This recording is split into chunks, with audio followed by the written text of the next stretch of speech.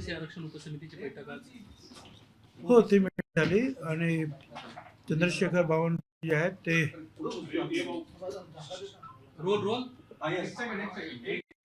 चंद्रशेखर बावनकुळे त्या समितीचे प्रमुख आहे आणि त्या समितीमध्ये संजय राठोड, अतुल सावे, त्याच्यानंतर गुलाबराव पाटील वगैरे आणि सगळे ऑफिसर वगैरे होते. प्रमुख म्हणजे हेच आहे की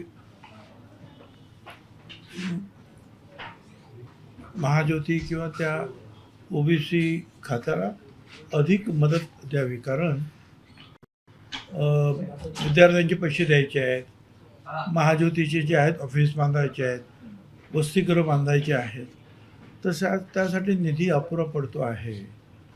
आणि जमिनी तर त्या सगळं ते नोट करून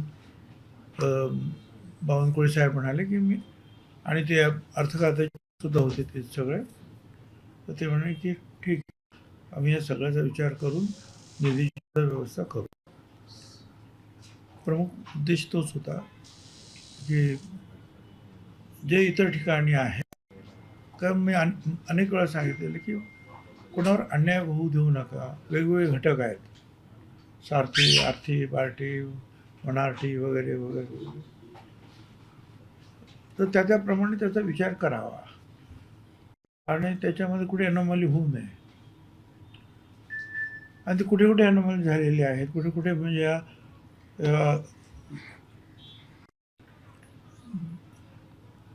चुका झालेल्या आहेत असं आम्हाला वाटतं. इथे एवढे द्यायला पाहिजे होते, एवढेच दिले, यांना 5 रुपये दिले, यांना 1 रुपया दिला. तर त्या गोष्टी ज्या आहेत आम्ही त्यांच्या निदर्शनास आणणं असं आहे, ते त्याच्यामध्ये सुधारणा करतायत. महायुतीच्या समन्वय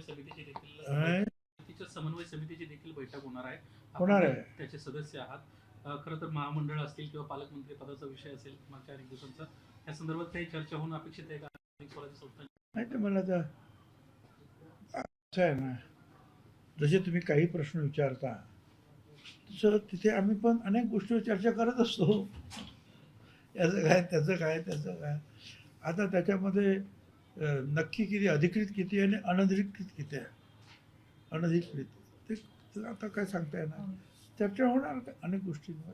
तुम्ही मुख्यमंत्र्यांची भेट घेतली अशी माहिती मिळाली, भेट कशा संदर्भात होती आणि काय नक्की चर्चा झाली?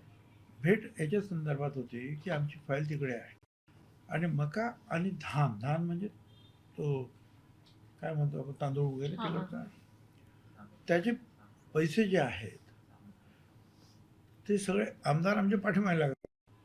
त्यावेळी ते शेतकऱ्यांचे पैसे द्या आणि ते पैसे जे आहेत भारत सरकार आपल्याला रिइम्बर्स करतं. अगोदर आपण पैसे द्यायचे आणि भारत सरकार त्यानंतर तेवढे पैसे आपल्याला परत करणार.